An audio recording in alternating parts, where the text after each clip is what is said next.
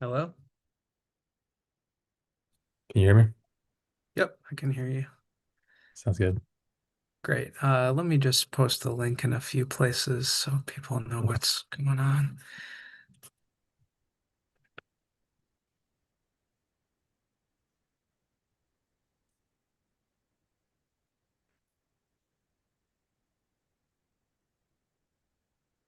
What time is it where you're at? I think we're in the same it's almost 8 o'clock here, Oh, so okay, okay. yeah.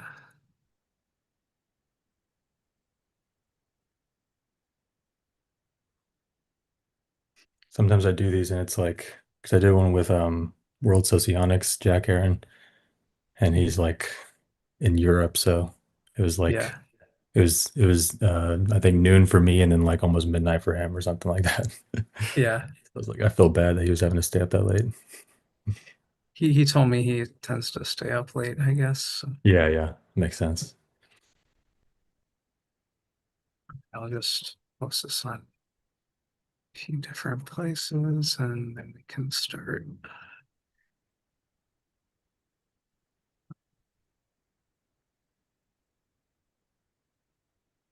Okay, so how'd you find out about my typing service? I think I just followed you on Twitter a while ago, and we had kind of talked a couple times, like just in replies to each other, I think, and then a Hmm. couple time in direct messaging. And so I wanted to see if you even did them.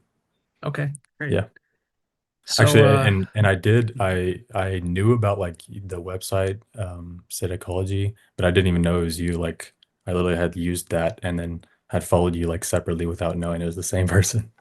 Yeah, okay, cool. yeah. So what's been going on in your life lately?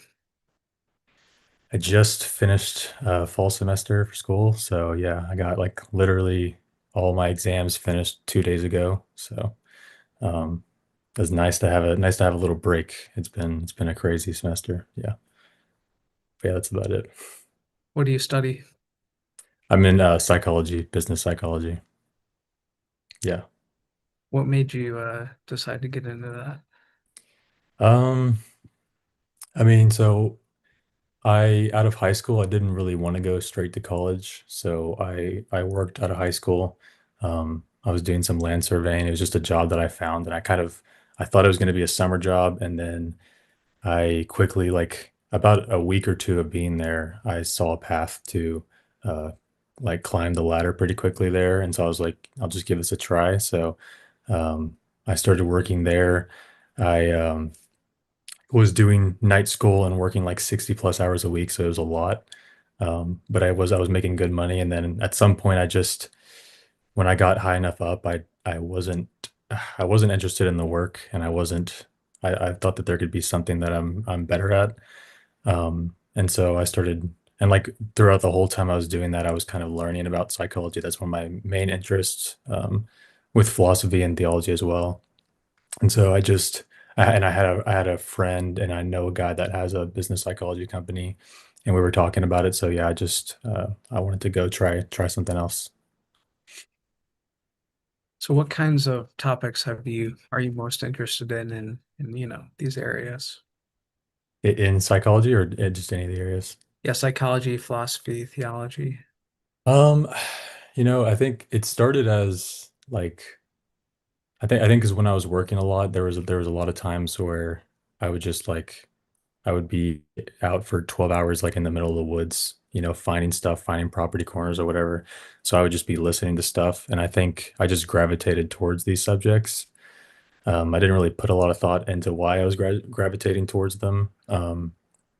I think looking back on it, it probably has something to do like the the commonalities that they all have is learning about the human experience and something that goes beyond the material plane to some degree. So I think that's probably a general reason that I like it, and then also just for especially theology and philosophy, it is a way to ground and like orient yourself, orient your thinking, um, you know, sh- kind of teach and show yourself how to live. How's the right way to be? How's the good way to be? All this kind of stuff. So I think. And then psychology, I think it had to do more with the people at the company. Because I mean, I was 18 and and then by the time I was 19, I was already like promoted to like I was managing some people that were way older than me. So I was trying to, manage some tensions and stuff like that. So I think that was also helpful in getting to know how people think and know what people respond to and all that kind of stuff. Yeah. Okay. You answered a slightly different question than I asked, though. I What was did you say asking, again? yeah, I asked like which areas, like, because I mean, philosophy is like a very broad Oh, you said topic, what specific areas? yeah, or which authors or something like that. Oh, okay. So in psychology, well, I started in psychology with Jung, which is pretty funny because he's like kind of the most like mystical kind of psychology guy. I mean, in school, obviously, we don't have much of a chance, so I'm reading cognitive science and neuroscience right now. Um, in philosophy and in theology both, I kind of don't really separate those that much. I don't really yeah, I think those are kind of the same thing if you're thinking about it right. So there's a lot of like Russian writers, a lot of French writers, a lot of Greek writers that I like in those fields, which I don't know, they're all kind of smaller. I don't know if you would have heard of them. It's not like Socrates or Plato or something. Yeah. Okay, but like, why are you interested in these writers in particular? I mean, for theology and philosophy, I think it's to learn and situate your world, um, to know how to think about things, to know how to see things, to know how to see the world. Um, yeah, that's probably the most general response I can give to that. Okay. Is there like a particular writer that you think is really cool or something? Yeah, there's his name is Jean-Claude Larquette, and he's a French writer, and he's probably one of my favorites. He's really good at like synthesizing vast ideas and like collective thinkers in different fields, and he also is really big on um, I guess I guess prediction in some kind of way, where he's kind of seen where things are going. Um, and I think it was nice to read him because he says some of the things that I would like beforehand already tell my friends, and no one would really listen that much, or they kind of just brush it off like, well, what are we gonna do about it, whatever. And so I think it's nice to see when someone else like sees what you're seeing to some degree. So I think that's why he's my favorite writer. What kinds of things would you say to your friends that you found there? I think like attacking just the basic things on like what America is built on and how we're going now, but I mean it feels like it is now and in the future, but it's kind of both, but we're going really, really wrong. I never liked the Enlightenment. I said like the Enlightenment is a I don't I think it was terrible for metaphysics. I think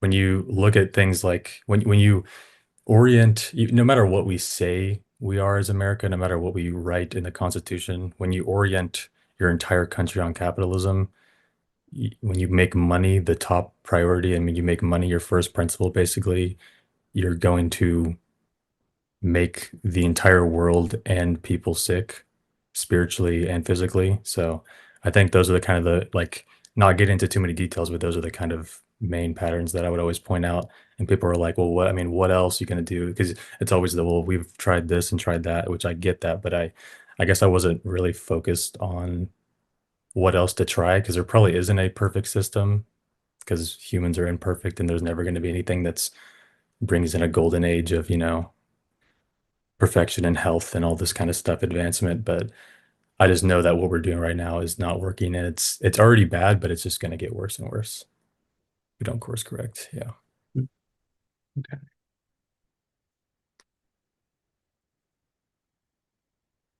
So what was your job as a land surveyor like? It was I mean, it was fun. It was hard. I think the fun parts about it were that we were like I don't know, because you know what land surveying is at all, or are you? It's like you, I don't know, you It's look at land, see what's yeah, there. yeah. It's kind of it's like a it's kind of in the same field as like engineering a little bit. So you're like you're doing topography, you're making like outdoor kind of blueprints in a way. Maybe is a good way to put it. Um, every single time someone buys a new property, it has to be resurveyed for like all the dimensions and the widths. And if you're going to build in a river, you need to know the depths of it. So all that kind of stuff. Um, and so I think I liked the fact that I love nature, so I think I liked the fact that we were like always somewhere different. It wasn't like I wasn't like I hadn't didn't have to be in an office every day in the same place or something like that. Um, and the part that I didn't love so much, which I tried to be good at, was the math and the engineering side of it, like all the calculations and the you had to do like a lot of like especially in my classes that I was doing for it, you have to do a lot of trigonometry and all that kind of stuff. To like you're calculating like angles and all that kind of stuff. So I'm not the greatest at that stuff. So that was probably the stuff that I wasn't like. I think as I started to move up and get closer to that's like I was going to be out of the field and be in the office just doing more of that. I think that's when I wanted to leave because I didn't want to be doing that. So, but yeah, up until then, you're making measurements, finding property corners, all that kind of stuff. And then, I mean, running a crew too. That's what I was doing in my specific job. Okay, so like you were managing. Yeah, in a way, yeah, yeah. Like I had my crew and like, yeah, I was having to delegate and tell people what to do and all that kind of stuff. Did you like that? Yeah, I think it was pretty fun actually. I mean, I definitely like there was another guy in my company. We had very different styles of managing or leading or whatever you would call it. Um, and like it basically turned out like every like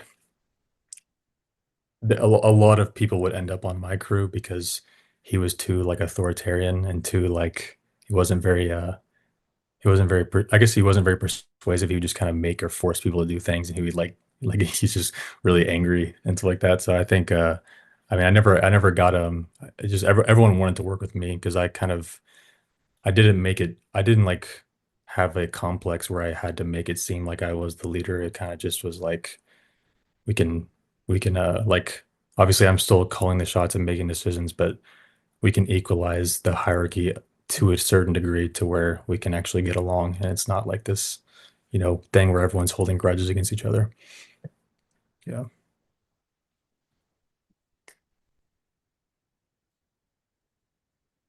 Did you ever have any conflicts with your underlings there? I mean, I'm sure there were times. I'm trying to think. Yeah, I'm sure I mean, I don't really think like actually any like arguments. I think it was always like worst case scenario, someone was just an idiot and I would have to keep telling them to do the same thing over and over again and they like it wouldn't click. So you have to like kind of passive aggressively get someone else to do it or do it yourself. So there's stuff like that, but I don't think there was ever anything like we got into a huge argument or a yelling match or anything like the other crew chief. If somebody was like that, would you have to like fire them or report them or something? I fired people over the years, yeah. Yeah. Was that hard? Um Depends. With some people it was, with some people it wasn't.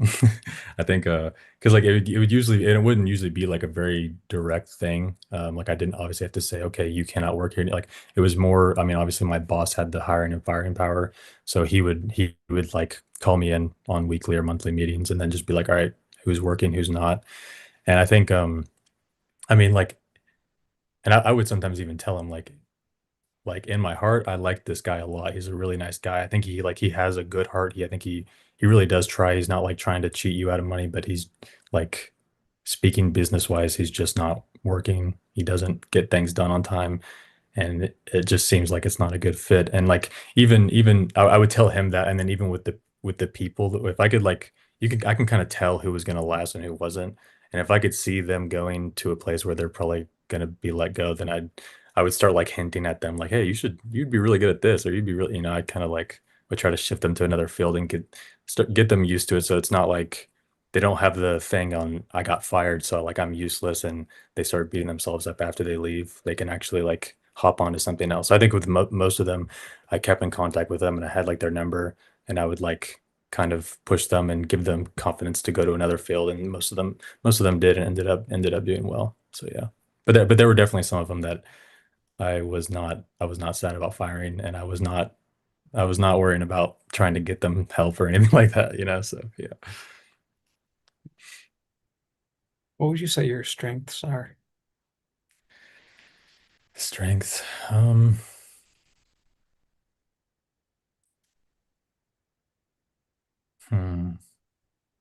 I don't know. It's kind of, I guess I don't know if it says something about me, but I kind of go to what I hear other people say a lot.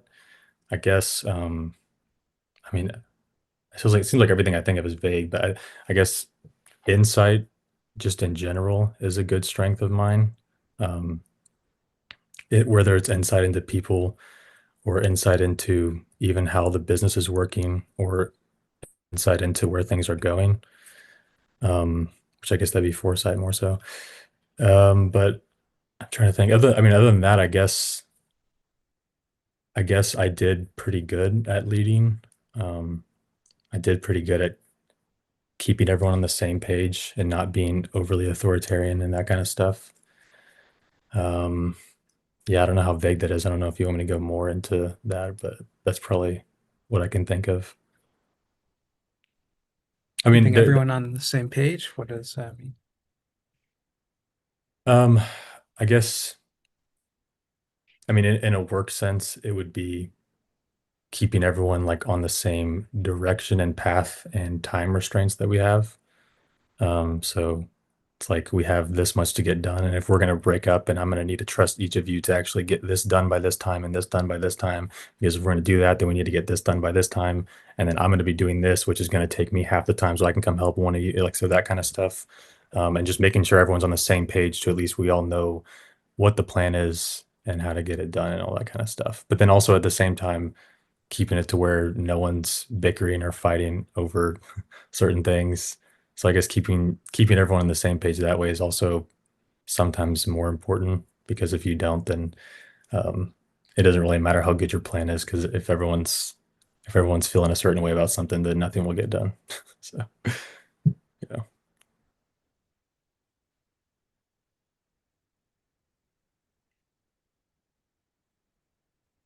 What about your weaknesses? weaknesses.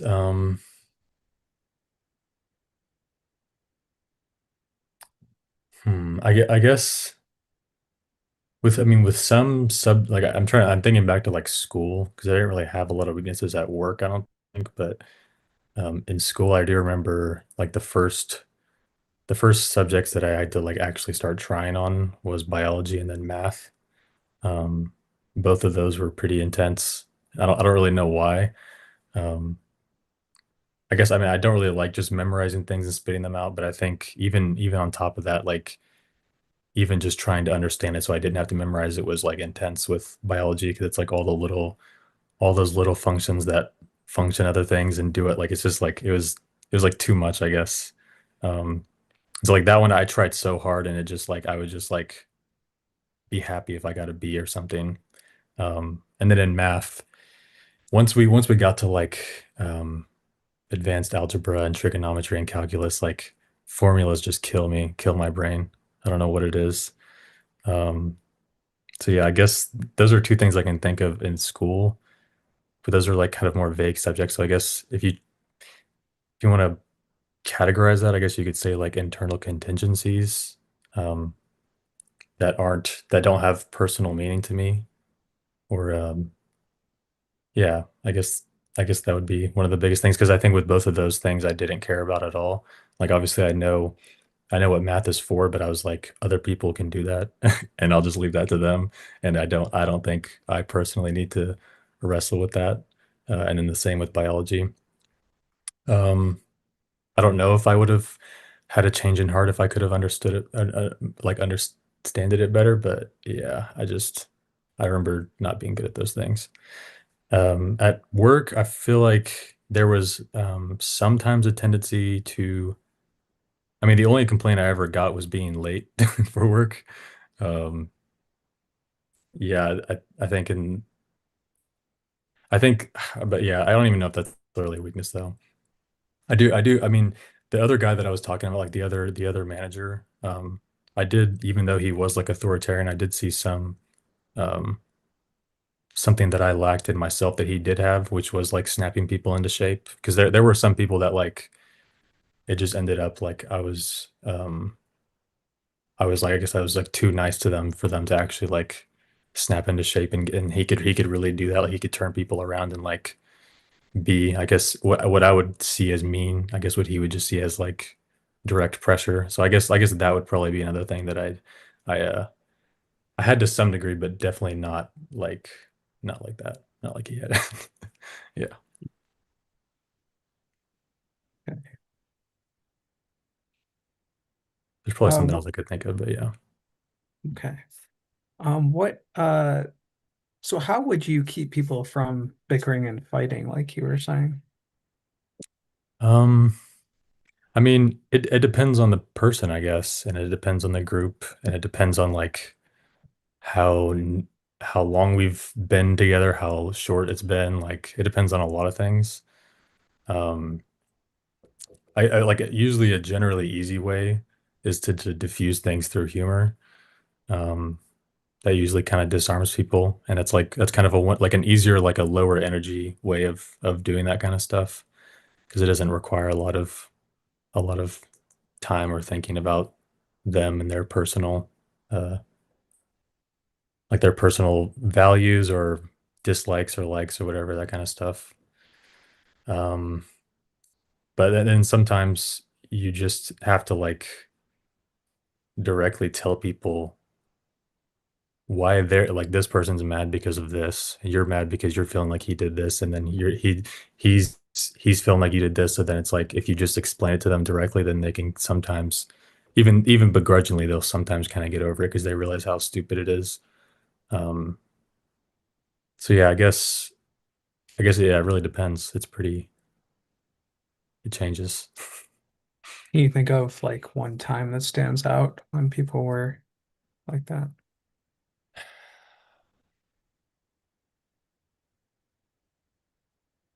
I mean, one of the more recent times, it was not even it wasn't even like a work issue. It was it was like an ideological fight that they were having because they started talking about politics and they were fighting about that. Um, and I think in that case, being like a mediator and even though like I mean they were both stupid, but I agreed with one of them slightly more than the other. But even though I did, I just would kind of um, make sure both of their points are getting articulated well and that at least they're coming to like some sort of understanding with each other, I guess, um, and help it that way. But I guess that wasn't really a work argument. It was more they were getting really mad at each other for political takes. But it happened at work. Yeah, yeah, yeah, yeah. Because like the thing is like so there are some days like for this day in specific, it was we were all three flying because I had to get my drone pilot license, so I was flying a drone, and so for that like specific hour we were just sitting there while the drone was flying, so we there was like time to like talk and bicker, and so there were I think that's when that happened. It wasn't like during like we were actually doing stuff. Yeah.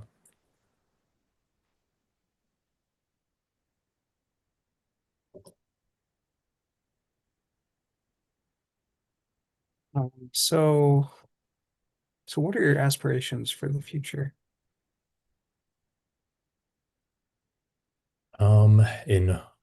In what area, I guess, just in like how generally being, because I guess there's spiritual aspirations, there's personal aspirations, and there's career aspirations, and there's academic aspirations.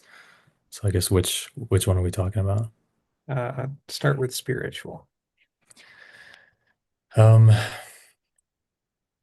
I mean, I guess spiritual and interpersonal aspirations can kind of go together.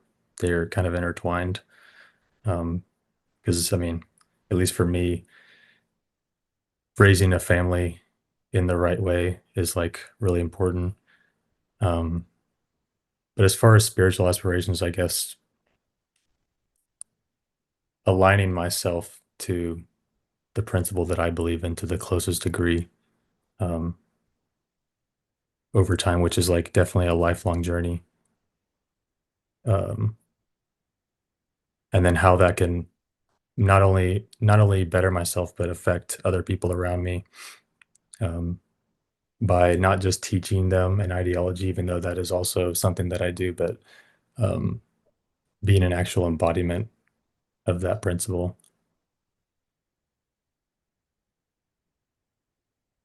How would you convey it to others? Convey what? I think you were saying you wanted to, communicate it to others somehow. Is that right? Oh, you mean like in the ideology side? Yeah. Yeah, I guess I mean in this specific instance, it would be theosis, which is in alignment with the character of Christ. Um, so I mean, there's infinite depths to that. I don't know how much. I don't know what you want me to get into, but I think most of the teaching comes from a situational standpoint. So it's not maybe that's not the right word. Not situational in the standpoint of there is no principle, but situational as in like as a moment arises or as a principle is revealed in the moment, then you have like it's like the right timing to teach something. And because like if you just start preaching at people out of nowhere, then it's like it's not going to really click to most people. So I guess that's what I mean by situational. So like if you're in the moment to something and something comes up, some moral issue or something like that, then it's like you can teach it and then also embody that principle.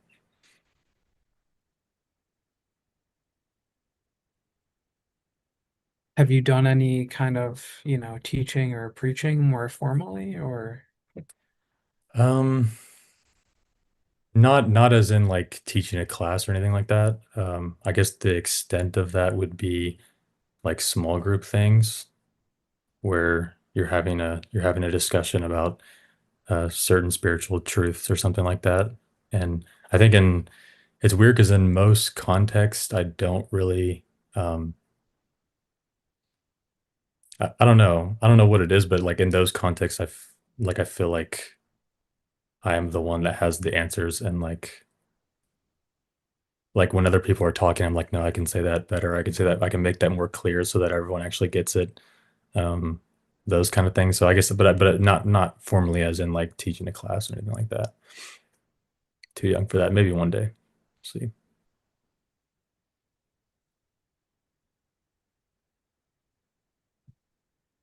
what about personal and career aspirations? So for career, right now it's still business psychology. Um, there's still a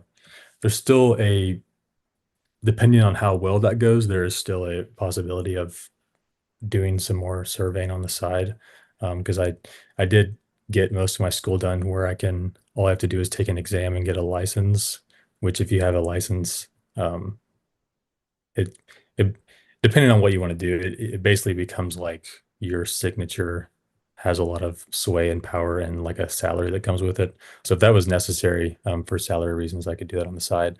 But my main focus is definitely in IO psychology, which is industrial organizational psychology. Um, I have a couple companies in mind already. Um, and one of them I'm going to try to do an internship this next year because I'm still finishing my undergrad and I'm on I just finished my second semester. So I'm not at the end goal yet. I'm I I think I'm going to do a master's degree. Um, if it's possible, like if I get to the end of this undergrad by the end of next year, and this is what I want to happen. If I get to the end of my undergrad by the end of next year, and I can start working right away, and then maybe get my master's while I'm working, if that's possible, then I would do that. But if not, um, and there's more specific expertise that the company is going to want from me, then I'll have to do my master's first, and then go end up working where I would. But for me, I think I like. I don't like, I mean, I will be a lifelong learner, but I don't like only learning for this long. I like to actually get some stuff going again because I think I already got a taste of what work and that kind of, I guess you could call it freedom is like. So I think I'd like to get back to that. Yeah.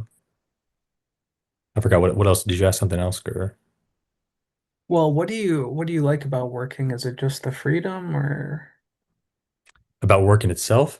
yeah. Um, I mean, if we're talking about in general, it's a different answer than if we're talking about to in comparison to academics.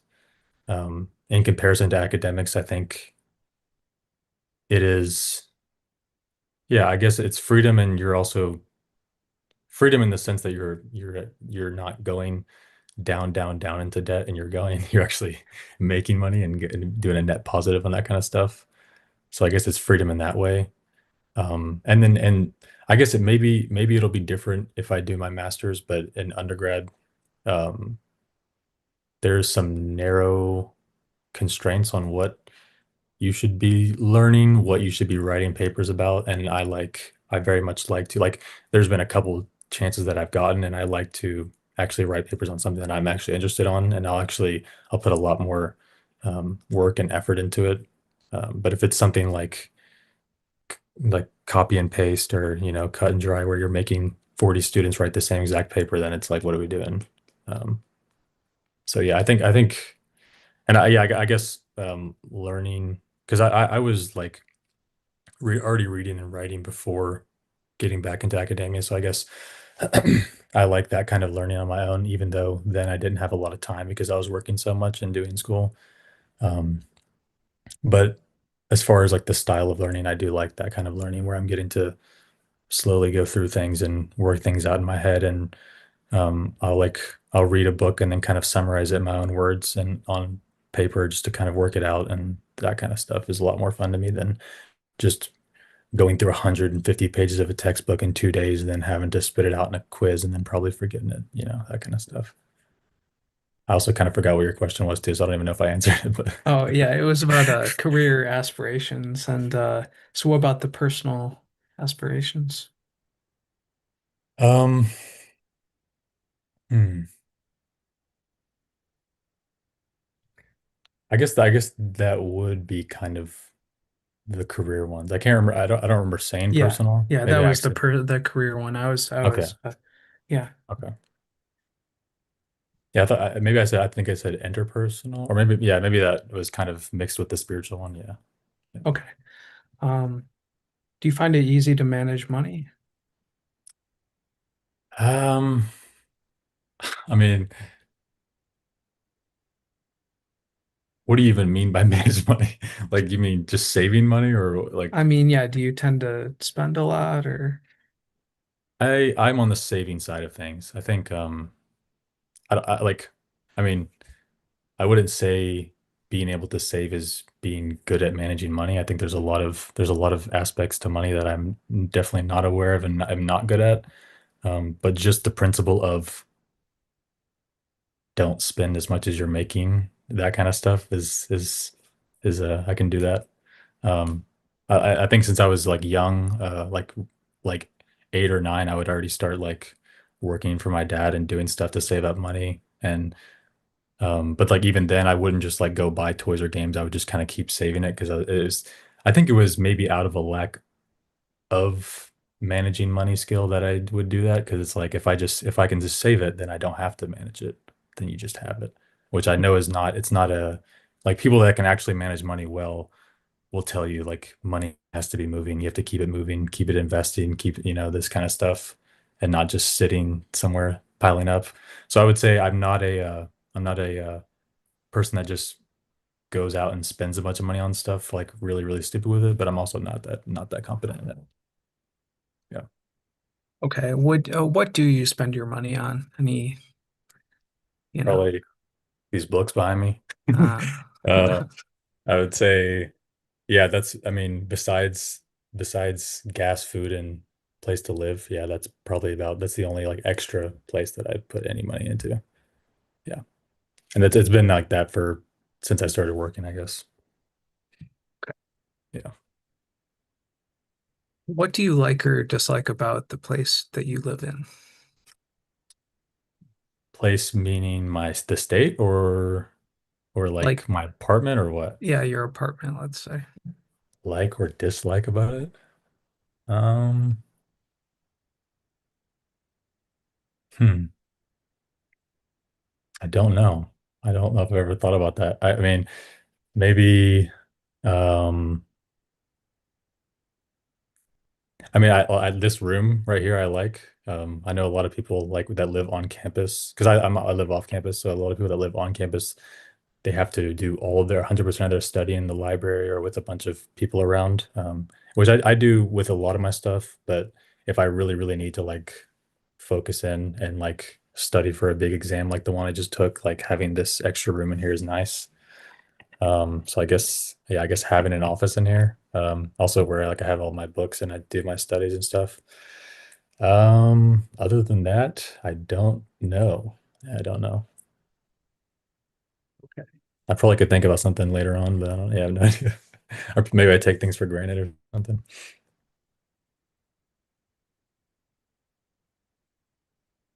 What do you care about the aesthetics of the place where you live, or do you try No, to beautify it? No.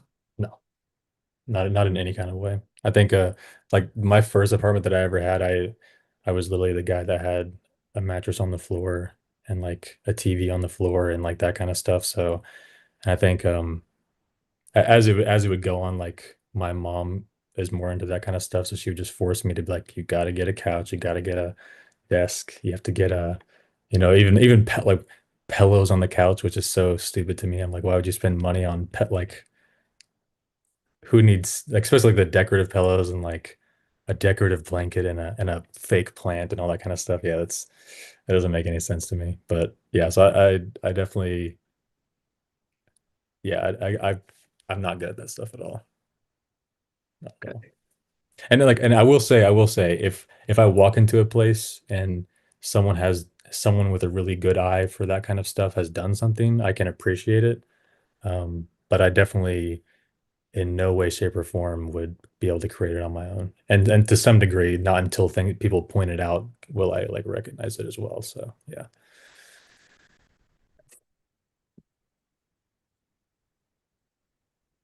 are you smiling a lot? Are you already getting close? Uh, not. I'm still not sure. Okay, okay, okay. What about friends? What? Do you have a lot of friends? Little, or a few friends, or Um, I guess it depends on because everyone has a different definition of friends. Um, so in my definition, I would say a few. In other people's definitions, I would say quite like a lot, like a good bit. Um, I guess in my definition, it's more of like someone that like like a decent, like a really good bit about them, and they know a lot about you, and not just someone that you're friendly with, you know? That'd probably be the distinction. So like there's a lot of people that I'm friendly with and can like I can be in a group and just joke around with people. But like as far as like people that you actually get into like deeper conversations with, yeah, a lot more fewer. okay? Can you tell me about some of your friends? Some of the closer ones, Yeah, like like about the kind of person there, or what do you mean? yeah. Like how did you become friends? What do you like or dislike about them? Okay, so then since I moved here, there was the first my first and like probably best friend that I have here because like I mean I'm from Texas, I'm in Virginia now, so I have friends there and here. Um, but being here, I met one of my better friends at a I don't even know what it was called. It wasn't like a retreat, but it was like it was like a thing where like a bunch of different people from different colleges all went, and it was kind of like a spiritual thing. And it was like you gathered at a church, and it was kind of like a I knew there's a word for it, but I'm blanking on it. Basically, a guy was just like teaching. Dude, what's the word? I can't think of it. Anyways, we're going to like a teaching where basically a guy was integrating psychology with like religious text. And so I met him there. and we're both in the same field. He's doing slightly different stuff. He's doing clinical psychology, but I think that was like one of the people that I kind of we clicked pretty quick because there was an after I guess it was like an after party where everyone was eating, and then they did a section where people started dancing. And I think out of 80 people in the room, me and him were the only ones not dancing, and that's why we started talking. But then immediately it's actually really weird how we like learned we had like the exact same path, and then like we got into the church the exact same way, and we like read the exact same people like even beforehand. Um, like so I think I guess the fact that because I think with most people I feel the need to play like a teaching or a guiding role.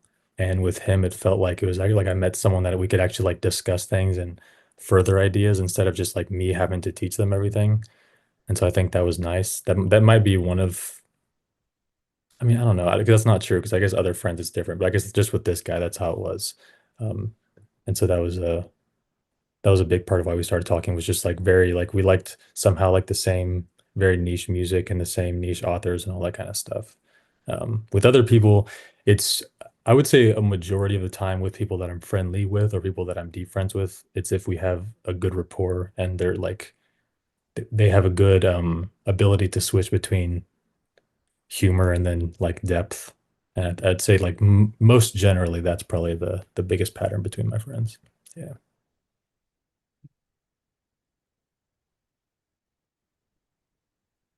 Okay, you mentioned like having the same path. Like is that about joining a particular church or Yeah, so the it's the Orthodox, like Eastern Orthodox Church is we like I mean we grew up and we both wanted to find something deeper. We both weren't in that path at all.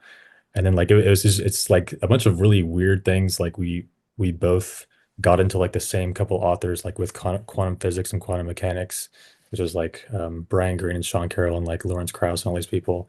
And I didn't know anyone at my schools that knew who any of those people were. So and like at the same age in different states, we both got into those people, and then we both kind of found another guy, which you probably don't know. His name is Jonathan Pageau, um, and he talks about like kind of symbolism and more symbolic things related to that view.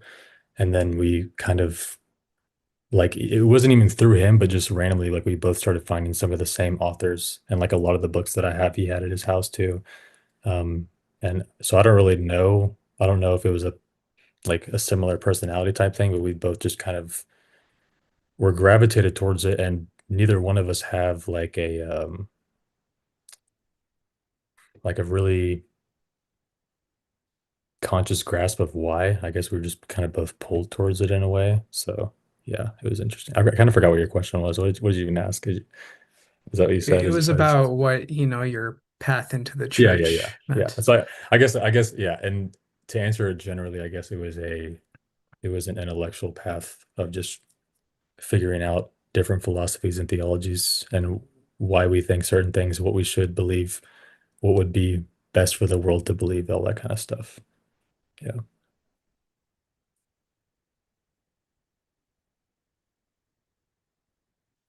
You mentioned Jonathan Pageau. Can you tell me about his teachings or what he writes about? Yeah, he's a I don't even know what you would call him, but he actually was is an icon painter, which I don't know if you know what those are, but so he's deep into like the world of I guess you would call it symbolism.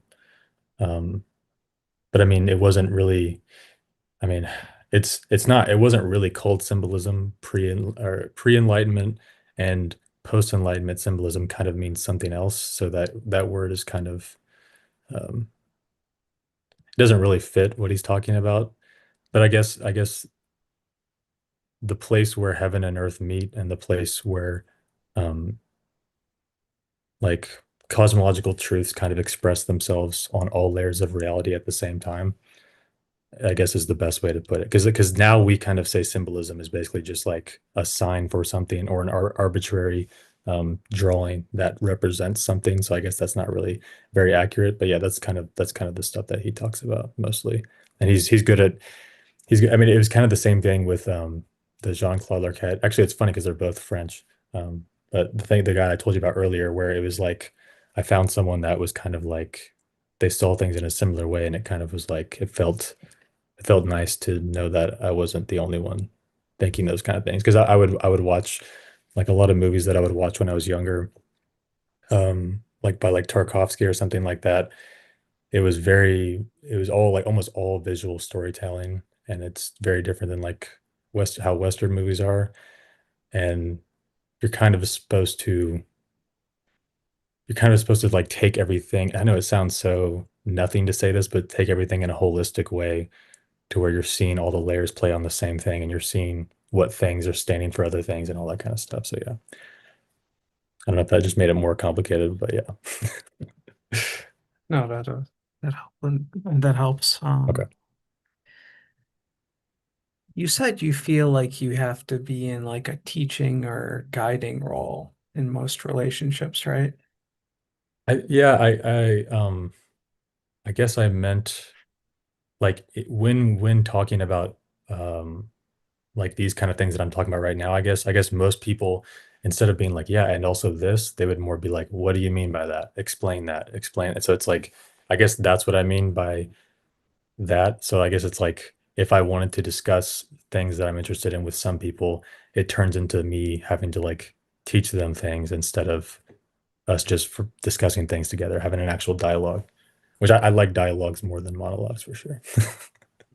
Yeah. Do you bring up your spiritual, interests with your friends or people you're friendly I with? I do. I mean, let's just say I know when to do it and when not to do it.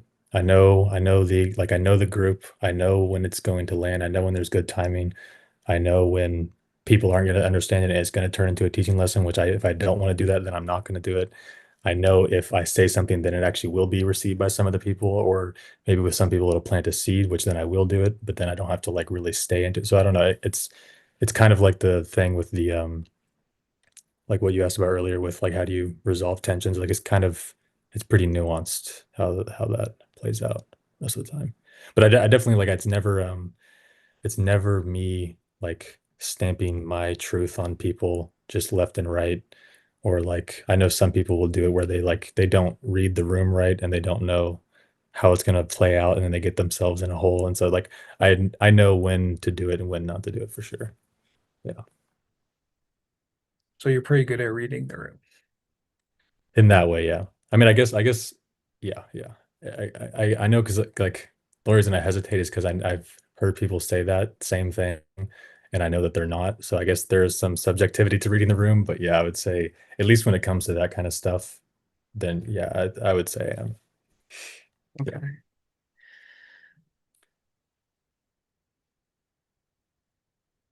How do you react to conflict? Have you been in any conflicts recently, I should say? Conflicts meaning arguments and like that kind Yeah. of stuff. Um, hmm. I guess so it depends on what it is. It depends on how connected I am with the conflict. If I'm not connected, then it's not a big deal, and I can kind of play like I don't know if I say diplomat, but I guess just some kind of mediating role if I'm not as connected to the conflict, meaning it's an argument that has nothing to do with me, that kind of thing, or a personal feeling that has nothing to do with me. If it is something that has to do with me, then it kind of depends on the person. Like if it's with that friend that I talked about earlier, um, we can just have a civil discussion about it. Um, like a nice good even though he like I brought up the dialogue thing earlier, even though he does like to do monologues a lot, I'm just fine with like interrupting and be like, no, explain that point, no, this point. So I feel like I do fine in those kind of environments. There are other people that are more on the side of the coworker that I mentioned earlier, where there it's like you can tell they don't want to really have a discussion. They just want to say this is true and you're wrong and you're stupid. Um, and if they're very forceful, especially if there's like if it's people in your family, um, that's different. And I think probably affects me more and makes me it's definitely less fun. Less fun, I'll say that. Yeah. Um, I still like I try to like I don't know. I guess I kind of the more aggressive they are, the more tendency it makes me like I want to be more aggressive, but then it depends on who it is and depends on what it is, and sometimes I can kind of temper that back if need be. Um, but definitely I don't uh, have the tendency to like want to be super nice and flowery to someone that's being an asshole, for lack of better terms, you know. So yeah. Have you gotten aggressive before? Yeah, I mean, yeah. I think there's been times where it's stuff like that with people like that that I like feel myself as it's happening, like kind of losing control of like losing emotional control. Um, yeah, and kind of like yeah, raising my voice, getting really intense, like picking apart, interrupting more. I guess is all those things kind of are exasperated a little bit. So yeah, it's few and far between though, but it does happen if the right person pushes the right buttons. Yeah. Can you think of a time when that happened or something like that? Yeah, it's actually yeah, actually there was a time where it was actually me and my dad. We were discussing some theological things, and he's also a monologue guy, so he likes to just say like, "This is the truth," and I'm just going to talk on and on and on. But then I'll have to like kind of stop and jump in there and interrupt. And I think too it exacerbates if it's not just me and him, but it's like him arguing against me and my brother, then I kind of feel a need to step in for him and like step in. So then I kind of feel like I need to step in for more than just one person. Um, but yeah, I don't know. I mean, do you want me to describe like what I mean by getting aggressive, or because I guess it's just raising tone. You can probably I obviously I can't see my own face, but you can probably see my face that it's not very pleased or not very happy, and then can get into um, I guess just like making insinuations that the other person is stupid and that kind of stuff. Yeah. What were you talking about with your dad exactly? We I actually don't even remember. It's funny because I don't even remember like the actual argument that I just remembered. I just remember it because of how fired up I got, and my brother reminds me of it. Um, so yeah, I know it was something about theology, but I actually don't remember what we were talking about. It was probably some silly semantic or distinction or something. Yeah. Right. Okay. Um, do you find it easy to make new friends? If I mean, we can go back to what I said about the friend distinction. If we're talking about Right. being friendly with people, yeah. Um, being and I mean even being deeper friends, it's like easy is kind of a weird term because I don't really know what you mean by that. You mean to me the deeper level depends on the other person a lot. And so it's kind of like if I don't see something there for us both to connect on a certain level, then I'll just be like, this is not one of those friends, this is just someone I'm friendly with.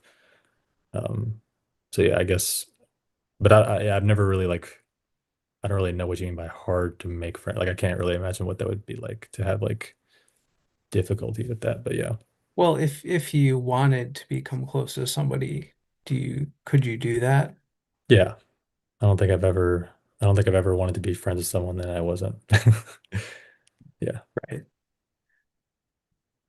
But it's easy to, just kind of become friendly with them if you want to. yeah, yeah. Especially friendly. Like friendly is like, yeah, that's. I mean, it also depends on like the context and depends on the situation and depends on the group and depends like it depends on a lot, but for the most part I guess if the context or group wasn't right, then I wouldn't even really want to be friends with someone. So then I guess yeah, I don't know. I don't know if I only feel that urge when I know the time is right, and then so then it seems easier, but it definitely is easy when it happens. And then, like that kind of goes with just relationships in general, I guess. Like at least being on like the friendly level. Like in my first couple weeks at the school, like I already kind of was close with a lot of the grad students and a lot of the like leaders of the psychology departments and that kind of stuff, just to have people and like because I mean I did end up needing a lot of them this semester because there was some class that wasn't going to let me take it because of some prereq thing or whatever, and they all like ended up helping me get that. So I think just that kind of stuff in general is easy to start. I don't necessarily like um I don't keep in contact with like all the people that I'm friendly with. So if that's what you mean by friends, then maybe I'm misunderstanding. But yeah, at least to like initiate contact and be in like a jokey stage or whatever, it's pretty easy. Yeah.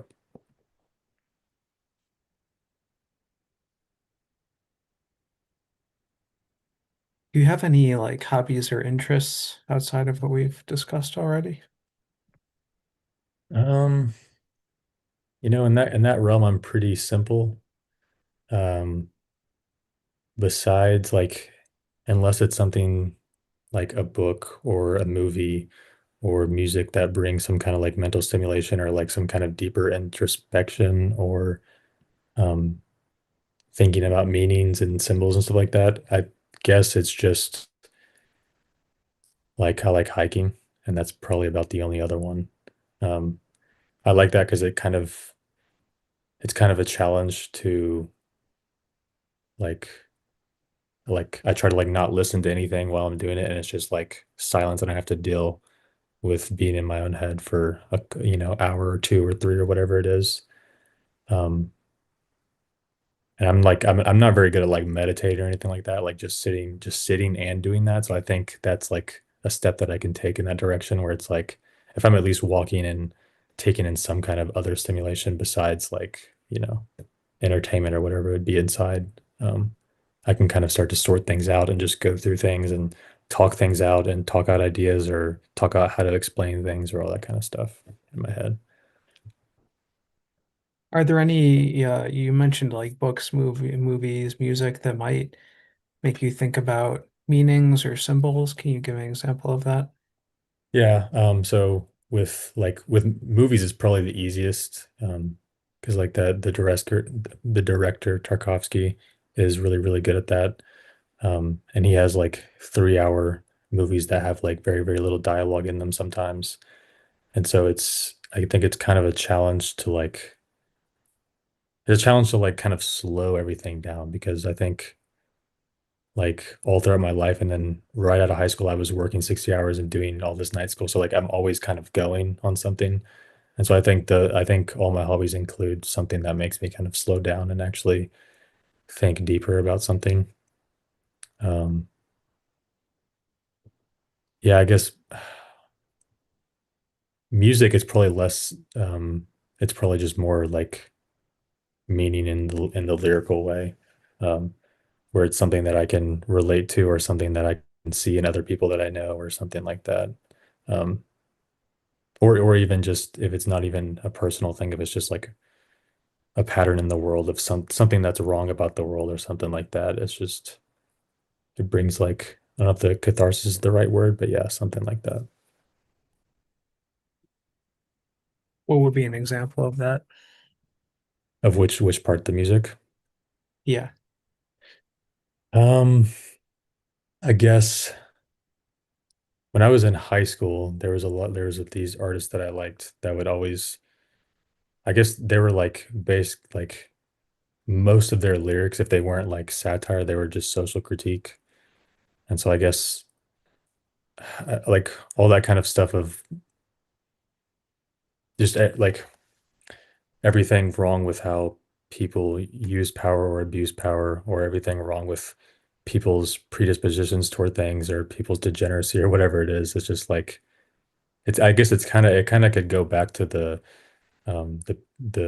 authors that I like and stuff like that, where it's like they see what I'm seeing, and so it's nice to have like a shared perspective on something, I guess. Yeah. So they like see that society is like going in this bad direction. Is that what you're saying?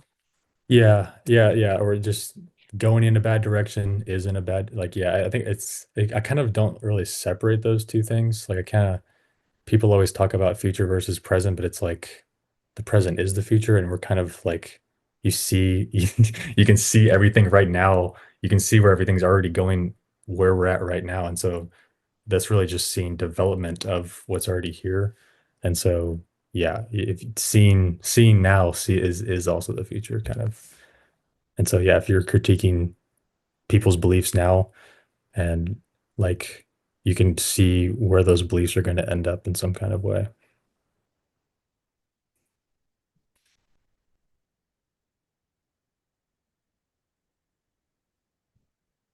Okay. So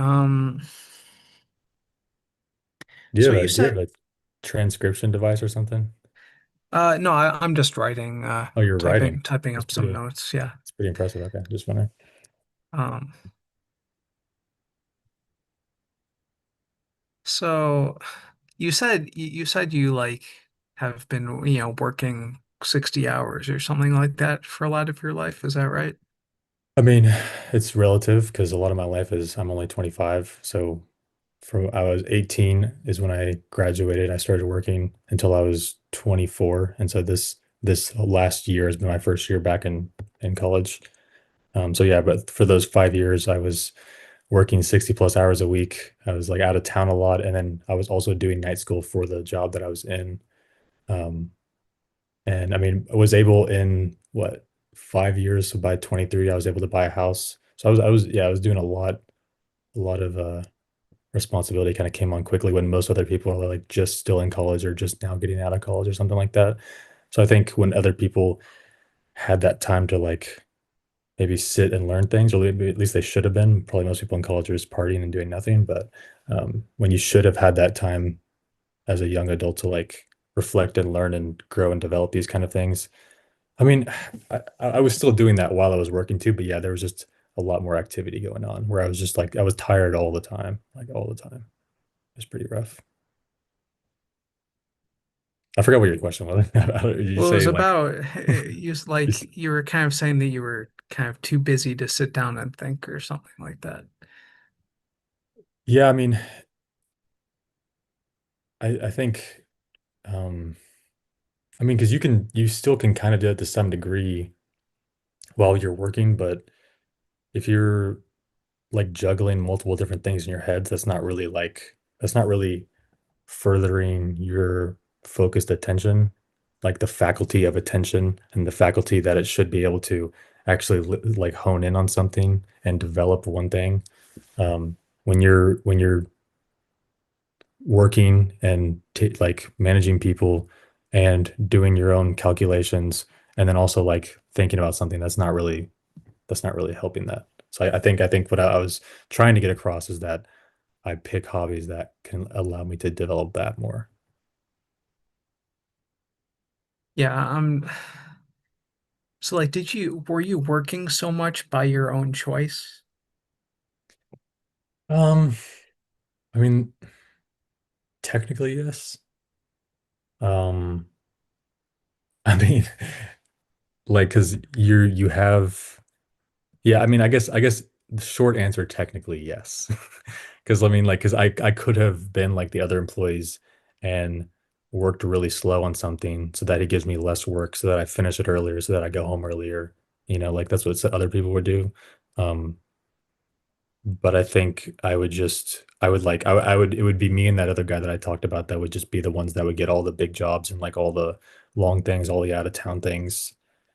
And I don't think I necessarily hated it. I think I kind of enjoyed it. I kind of enjoyed keeping busy to some degree. And obviously you're making a lot of money. You're making a lot more money with the overtime pay and all that kind of stuff. So yeah, I guess I mean, like, while I was tired and exhausted and didn't, like, love what I was doing some of the times, I still did choose to work those hours and also do the school at night, which the other guy that was working 60 hours or whatever, he wasn't doing school when he got home, he just got to go home and relax, so, yeah. I guess, I mean, yeah, I did choose to do that. Okay. Yeah. Do you know why? Like, was it for the money? Like, Um,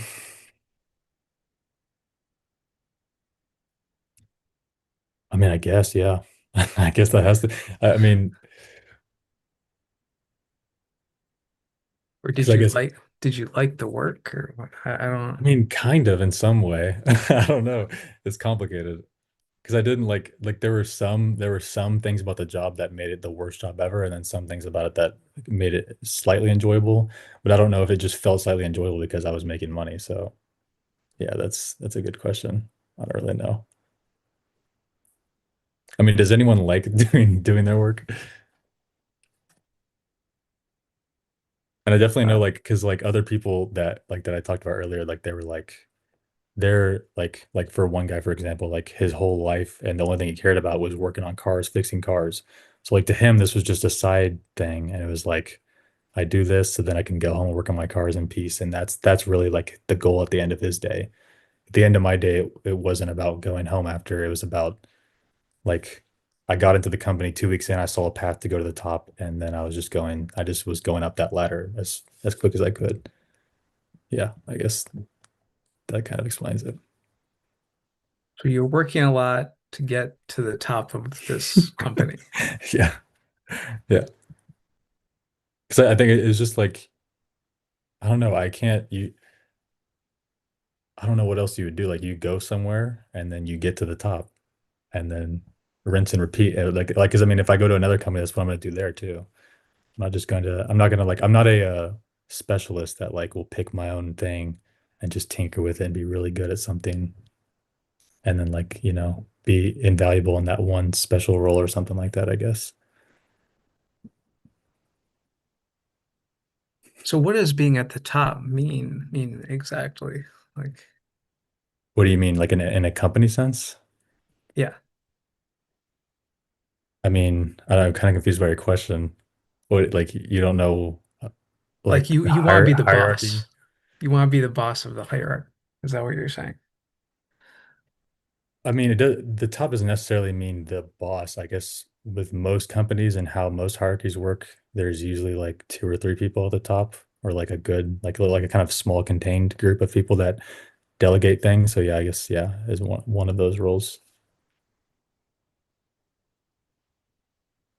I mean, and I don't know if it's like I haven't really thought about it, but I don't know if it's like the desire to delegate things or to be in control of something. I think it's more of just I feel like it sounds so prideful to say, but I feel like it would be like a waste if I didn't help with like help with insight and help with like leading and help with changing or building things um like with the boss. Because like I mean like the I was 18 and like within weeks I was like already for some reason felt the need that like I knew like how something should be working better than he did, and I would like tell him, and he didn't respond in a bad way. He actually like was like, okay, I'll let you take care of it. Like he would actually like listen to that kind of stuff. So I think I guess that was some sort of satisfaction from that I was being a help in some way or something. I don't really know.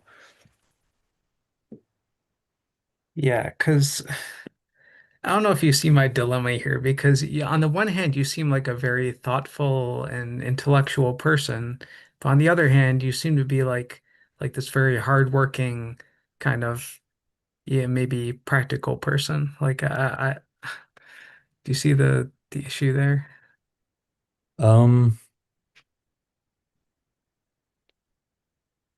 I mean, why does being intellectual or thoughtful contradict working hard? Well, it doesn't. But I mean, in socionics, though, I would these qualities seem hard to reconcile, I would say. Yeah, I mean, I agree with you. Yeah, there's that's why like I've brought it up to people about like even like quadra differences and like the amount that I relate to like two of the quadras is like a lot, and then two of the quadras is like nothing. Um, but I can't really like it's hard to even like pick one of the quadras over the other. It's weird. It's Yeah, hard. yeah, Yeah, that might I be in am the same dilemma. yeah, I Yeah, think your quadra is not so clear, which is kind of yeah, strange, and it usually doesn't happen. But yeah. Which I think it's funny because I think I even asked you this one time over direct message about like I was like because I think I worded it like could a certain set of cognitive functions actually relate more to a quadrant that it's not in, like a certain set of like like an EIE or an IEI like structure relate to gamma quadra or like a an alpha NT like structure relate to some other quadra or something like that. So because it wasn't even about myself, it was about other people that I was thinking of. Like I would see some contradictions between that kind of stuff. So yeah. Mm, hmm. Have you traveled anywhere? Yes, I have gone. I mean, I've been probably in most states in the United States. Except for the East. I haven't really because I live in the East Coast now, but I haven't been like in all like the Northeast and like the Southeast states. But like most of the West states I've been to, and then I've also been to different places in Europe, um, like Germany, France, Iceland, Switzerland, all those kind of places. So yeah. The places in the US, was that for your job or what? Some of them were, but some of them were also just like vacation. Yeah. What was the most interesting place you've been to? Most interesting. Hmm.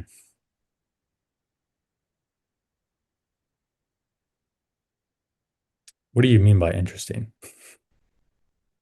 Well, Like you just mean my uh, favorite, or you mean sure. What was your favorite place? um I would probably say Iceland is probably one of my favorite ones. I think the timing we went there, the weather, um, like how wide open everything was, how quiet everything was. I think it was very serene and nice. Um I definitely couldn't live there, but it is nice to like be in that for a little bit. Yeah. So when you travel somewhere, what are you trying to get out of it? I mean, up to this point, it's never I have never been the one initiating the traveling. It's always just I go along if other people plan it. Um, but I mean, I really don't care. I mean, everywhere is different. Some places you want to get in nature, some places you want to see beautiful buildings. So yeah, I don't really have like a fixed idea of like I don't know. Whenever it comes to like relaxing and stuff like that, like I'm not really um I don't have a lot of preferences in that. There's other people usually find good food or good sites or good buildings or whatever.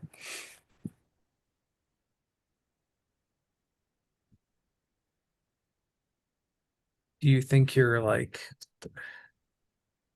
so you'll just, do you just go along with what other people are doing? Like, how do you decide I what mean, to because do? okay, to add context, all of this traveling was done from when I was age 13 or 12 to 17. So I was living with my parents and it was my parents traveling.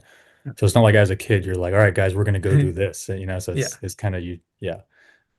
But since I mean, then since then, I was working too much to even be able to travel, and now I'm at college, so I haven't gone yet, but I probably can go if I wanted to. Yeah. Why'd your parents travel so much? Um, if I mean, really, the funny thing is that those are basically two trips. We had like a whole summer we went to like every single European country, and then like a whole summer we went to like every single state in the West, like west side of America. Um, as to why they did it, I guess it was just to make memories, have experiences, I guess. I don't know. I don't know why they chose.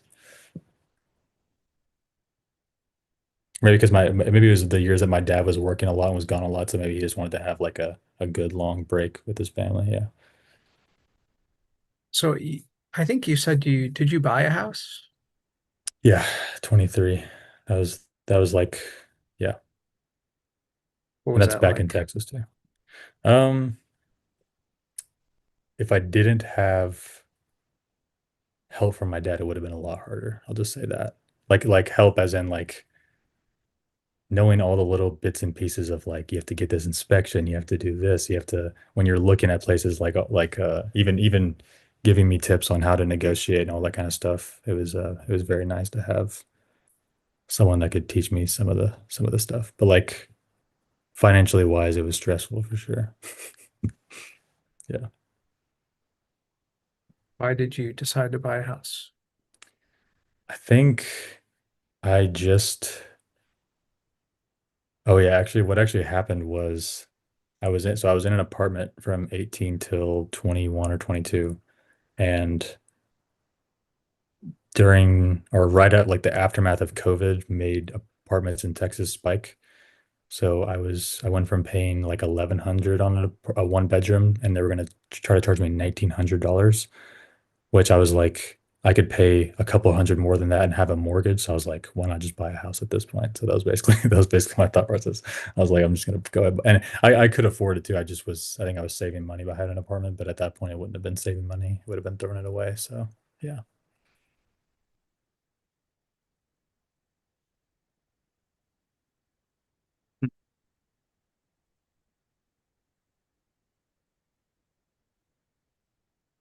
Um, what were you like as a child? Um, hmm. I feel like that'd be a better question for other people around me because I don't remember a lot. But so I'm trying to think like at school, I remember in class I was like pretty disruptive a lot of the time. Um, I like there was a lot of school that I kind of saw as like pointless and like what are we doing, I think at that time. So I think I would like occupy myself by just making jokes and making people laugh around me. And then it would just end up me getting in trouble and rinse and repeat. Um, I remember, I mean, it also depends too, because like when I was younger, all everyone ever told was that or told me about me was that I was very like old soul like or very like kind of standoffish and just would say like observations every now and then. Um, but I'm assuming that I was probably just in like my learning and observing phase. And then once I kind of learned and observed what was going on and what to do, then I just kind of I went into like because I still liked learning, but I just didn't like learning the stuff that we had to learn at school. So I would just like learn on my own time. And then when I was at school, just goof around and make jokes and stuff like that. Yeah. I don't really remember much though. Did you have a lot of friends in school? I think it's kind of the same as now. It was like a lot of people that I was friendly with, and some people that I was like actually like deep friends with. Um, yeah, kind of the same.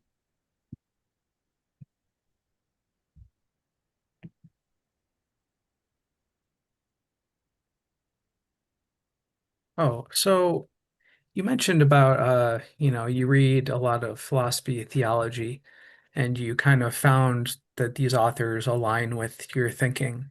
Do you have any like original thoughts that you think people don't talk about so much? Hmm.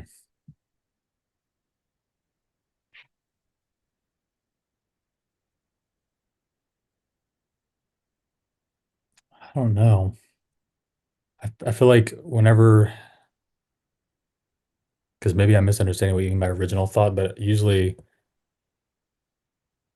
you like or like thoughts at their beginning stages are what's the word for it? It's like they're more like almost like light impressions and ideas of something. It's like a different kind of understanding because like I can I can have a thought or a perception in my head and like everything will happen like really rapidly and I'll kind of like think about something, but like I can't really put it into words until way later. So I think what I meant by that was stuff that I would see when it was and I actually saw it like these people that were, you know, geniuses are actually are being able to articulate it. It was like really nice to see because I'm like, yes, exactly. Um, so I think I don't know if there's I feel I mean I have so many, so I feel like I've found most of the stuff in most of the fields, and I still have so much more to read. But I can't think of anything specifically. What do you kind of plan to read about? Um, I mean, I'm continuing on some of those books by the author I talked about earlier. Um, there's also some René Girard books that I have that I haven't read yet and that I need to go through. Um, yeah, I don't there's also René Guénon, which I don't know if you've heard of him, but he also kind of does a lot of metaphysics and like he has a book, Crisis of Modernity. Um, those are probably the main ones that are on my like I'll probably try to get through I won't get through all of them this winter break, but I'll get through some of them. Some of it. Yeah. What made you choose those ones like the Crisis of Modernity? Yeah, yeah. I think that was another this kind of goes back to what we were saying earlier with like the social critique and but more on the level of understanding. And I think for that one, it was either one of my friends or someone that I was watching that talked about his books and which I have, so I haven't even started that one yet. So I'm assuming that's what his is about. Because I know he like a lot of what he does is like he goes back and tracks religious thought and religious symbol throughout history and kind of how it develops and grows and changes and how things even infect minds on like a cultural level and stuff like that. So I think I'm assuming that's what that one's about. So how do you see that? How has thought developed through history? I mean, on that realm, I think I think we were a lot, I mean, like I've already said this, but I think we were a lot closer pre-enlightenment to a lot of the actual truths. Um, because of the thing that I talked about earlier, where they didn't separate levels of reality from each other. Um, and as that developed and as we gained more scientific knowledge, we started with separating levels of reality, and then we ended up with basically throwing some levels of reality in the trash. Um, and that's where we're at now. And I think when you discard a level of reality, then that level of reality will become held on to you, and you won't real you can't see it or realize it because you've thrown it in the trash, but it'll be some invisible force that's um, causing negative things to happen through various means. So I think that's how it has developed since then, just in a very, very, very broad way. Um, I think, yeah, because I think when people always nowadays, well, and also it's like whenever you begin to study things and begin to study the world, you can explain away some things that could actually give you a truth in a different way than how we see truth, which is objective or empirical or like we're actually so it's like if if like kind of in that level of symbolism, like if something presents itself to you and it's actually bringing a meaning or a truth to you, but then you explain it away by no, well, I can actually find the objective and empirical cause of that thing, then it kind of kills the magic, so to speak, of what you were actually supposed to gain from that insight or perception. So I think that's how we have developed in these recent years. And I also think, and I actually kind of know that it's going to go back to that. And how it will go back to that will probably not be great because people will begin to as we've gone like so far on the pendulum of not of discarding the spiritual level that as it begins to return, it's going to come out in a really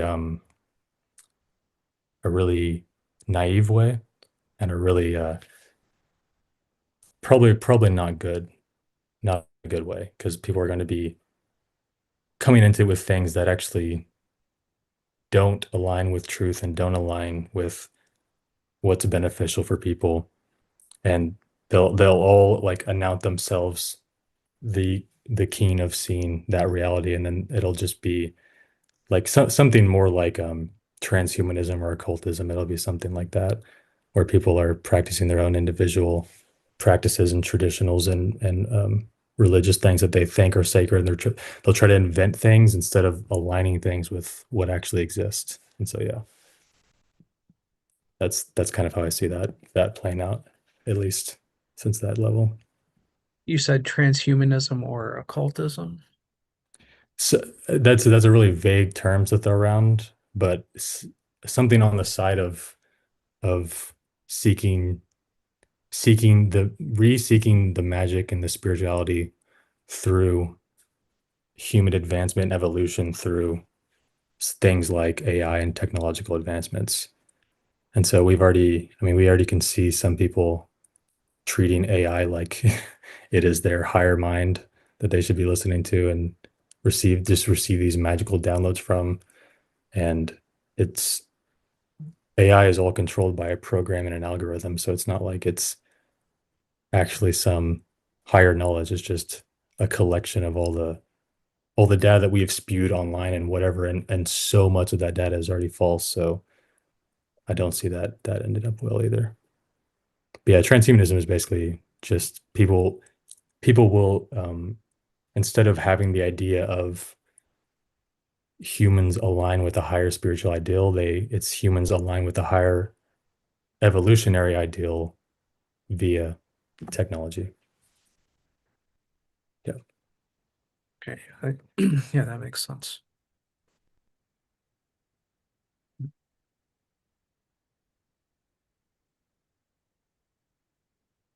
What about romantic relationships? What about them? What role do they play in your life? Have you had any in the past? No, I actually have. I usually, if it's a certain person and I'm attracted to them, but I don't see it ending up anywhere, then I won't entertain it. Like some people will just kind of do it for fun, even if they kind of know deep down, or maybe they just don't know that it's not going to end up anywhere. But I have not found someone that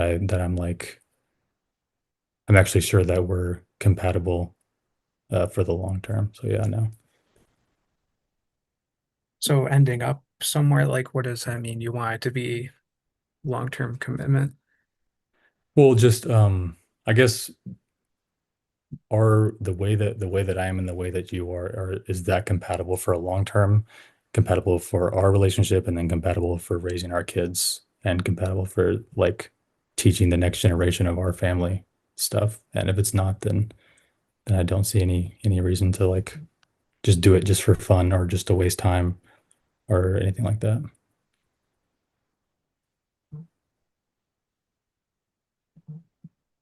So it would be for marriage, is that what you're saying?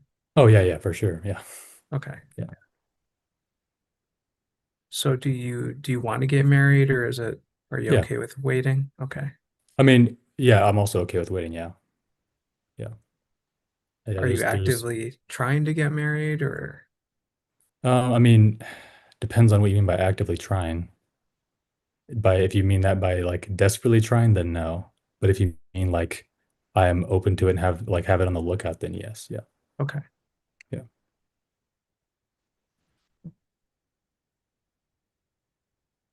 If you had kids in the future, then how would you try to raise them? Um, in what aspect?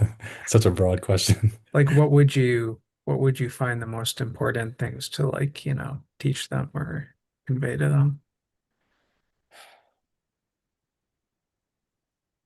I mean, I think the only thing you really can do is give them what I have been finding over the years and what I will continue to find, which is a philosophy or a theology of life and how to think about things, and not just telling them facts or telling them what I think is true, but giving them the tools to actually have discernment on their own, um, and to be able to think on their own.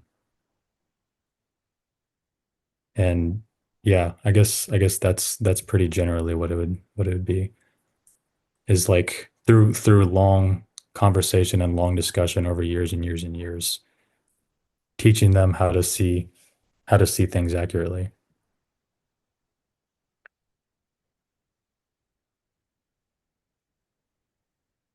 How much attention do you put on your personal appearance, like clothes and stuff? Um, I don't know if there's less attention someone could put to that than I do.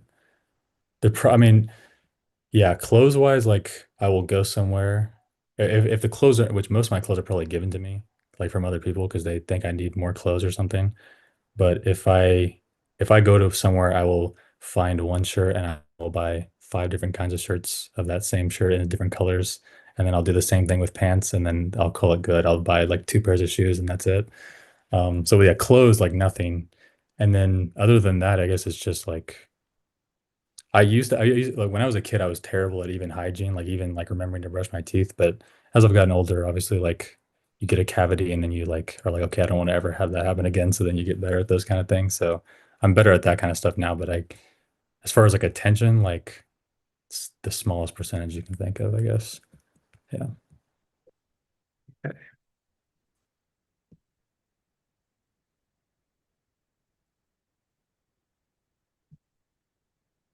Is there anything else that's important to know about you that we haven't covered already? Don't know. I don't know. I don't think so. We've covered a lot. Do you cook for yourself? How do you I do. I actually recently, this past year, I finally started doing that. It only took 25 years, but yeah, I'm able to make myself eggs, uh, for breakfast, make myself like, tacos or spaghetti for dinner or whatever it is. Yeah. Nothing too hard, nothing that I have to use a recipe for, but yeah. Yeah, I'm kind of the same way. Yeah. Okay, so I think I can come to a conclusion now. So yeah, this was a hard case. I think I don't think your quadrivalue values are very obvious. They're I've had like usually the case is that I'm between two adjacent quadras maybe or two types in the same quadra. Hmm. But I was actually thinking about I was thinking about IEI. I was thinking about some delta types, and I guess LII maybe in alpha, but Hmm. uh, yeah, I think it was. I mean, I can't say I'm completely confident, but I think I prefer IEI at this point, because you do seem like it is a bit unusual how you mentioned, you're sort of a hardworking person. You were doing this somewhat hands-on kind of job for much of your working life. And I mean, you also, seem to be somewhat aware of, financial things like that, but I don't. So I was thinking about Delta ST like at various points, or I Hmm. guess Delta extrovert is mainly the types I was considering.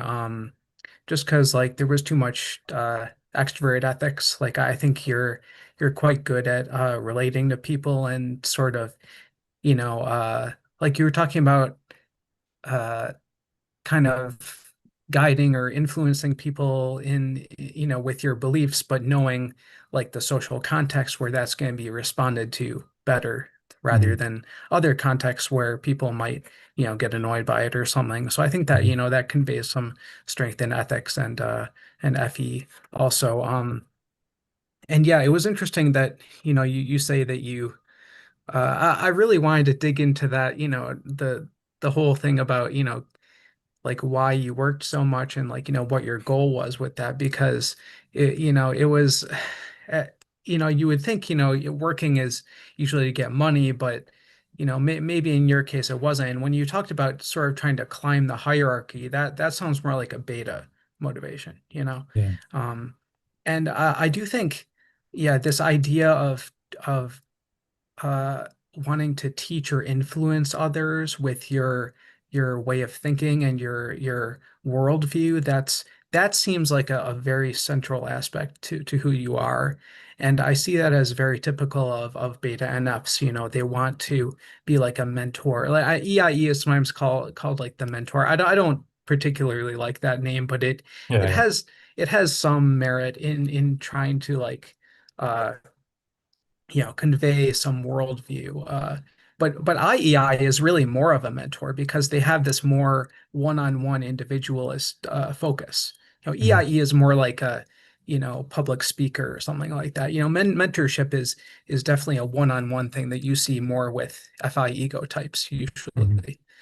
Um, but yeah, so yeah, I think yeah, your interest in philosophy and theology, these sort of metaphysical areas seems quite deep, and the focus on like the especially the moral aspect and how society right now might not be living up to what it should be Mhm. morally and like ethically and yeah, you mentioned at a few different points, where society is going and like what how that might turn out poorly. And that's NI. It's Mhm.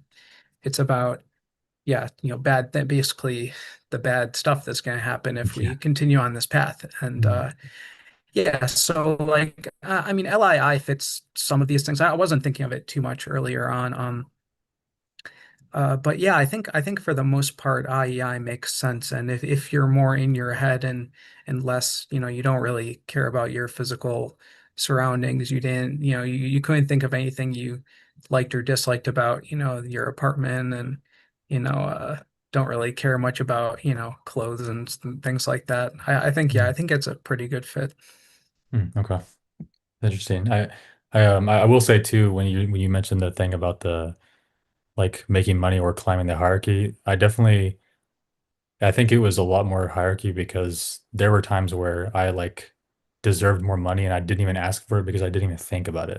So that's kind of why when you said like, am I good with like money and stuff like that? I was like, not necessarily because there was like literally other people in my company had to like be like, how much are you making? And I told them like, dude, what are you doing? Like, so they had to like, they went and talked to the boss for me. I didn't even think about it. I was like, oh yeah, I guess I could be making more. Like, so yeah, I think the money is a natural consequence of climbing any ladder, but yeah, I don't think that was the main focus.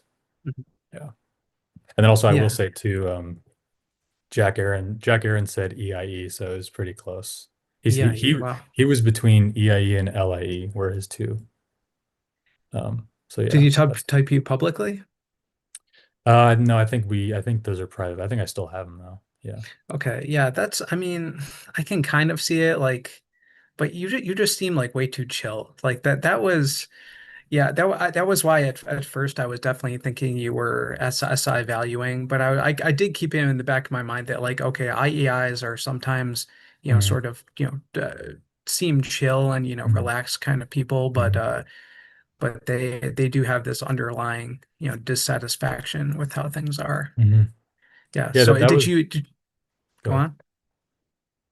I was gonna say that that was like the main. Whenever I would go back and forth between EIE and IEI, it was both of the vulnerable functions that I wouldn't relate to. I was like, I don't relate to being that horrible at TE or SI, so that's I would always like be like, which I don't get which one it is. Yeah. Were those the main types you were considering? More recently, yeah, like a while ago, I think when I first got into socionics, I thought gamma and T, but I think that was only because I was coming from MBTI, where I thought like just any of the NT types kind of related to me to some degree.